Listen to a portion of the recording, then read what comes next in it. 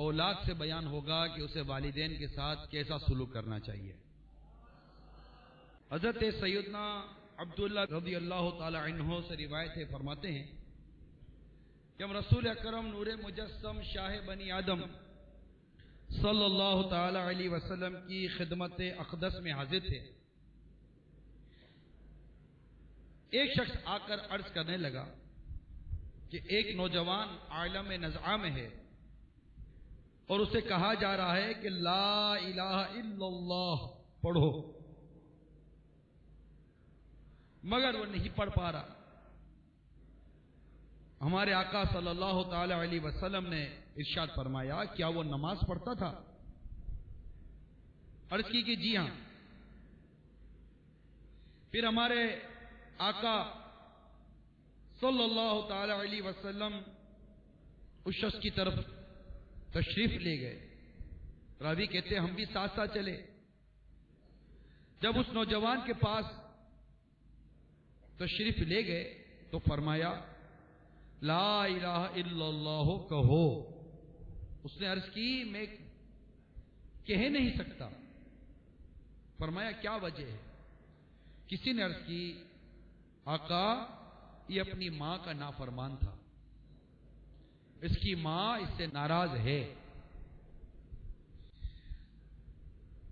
نبی رحمت شفیع امت صلی اللہ تعالی علیہ وسلم نے فرمایا کیا اس کی والدہ زندہ ہے؟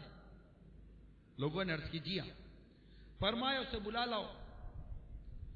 والدہ کو بلایا گیا، وہ حاضر بارگاہ رسالت ہوئی صلی اللہ تعالی علیہ وسلم۔ تو آپ نے ارشاد فرمایا کیا تمہارا بیٹا ہے؟ یہ جو نزا کی حالت میں کہا جی میرا بیٹا ہے۔ فرمایا کیا خیال ہے تمہارا؟ اگر بہت بڑی آگ بھڑکائی جائے تو تمہیں کہا جائے کہ تم اگر اس کی سفارش کرو تو ہم اسے چھوڑ دیتے ہیں، ورنہ اسے آگ میں جلا ڈالیں گے، تو کیا تم اس کی سفارش کرو گی یا اس کو جلنے دو گی؟ ماں عرض کرنے لگی آقا تب تو میں ضرور اس کی سفارش کروں گی۔ میرے آقا صلی اللہ تعالی علیہ وسلم نے ارشاد فرمایا پھر اللہ عز و جل اور مجھ کو گواہ بنا کر کہو کہ تم اس سے راضی ہو گئی ہو۔ وہ عرض کرنے لگی یا اللہ عز و جل میں تجھے اور تیرے حبیب صلی اللہ تعالی علیہ وسلم کو گواہ بناتی ہوں کہ میں اپنے بیٹے سے راضی ہو گئی ہوں۔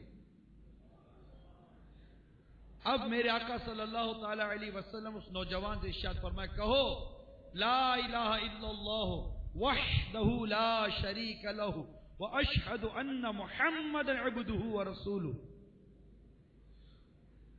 اس نوجوان نے ان کلمات کو دہرا دیا، یعنی اس کی زبان سے یہ کلمہ شہادت ادا ہو گیا۔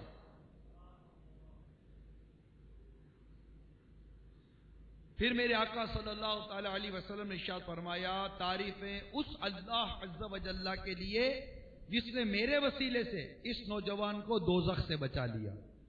صلو علی الحبیب